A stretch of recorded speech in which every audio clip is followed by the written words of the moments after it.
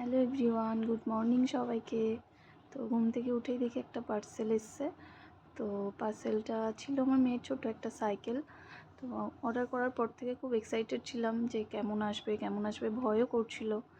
তো পার্সেলটা রিসিভ করার পরে ও মেয়ের কাকাইকে বললাম একটু যে পার্সেলটা একটু সেম এসছে, তো তুমি একটু সাইকেলটা সেটিংস করে দাও। এদিকে ও ঘুমোচ্ছে। ঘুম থেকে ওঠার পরে ও খুব এক্সাইটেড ছিল সাইকেলটা নিয়ে।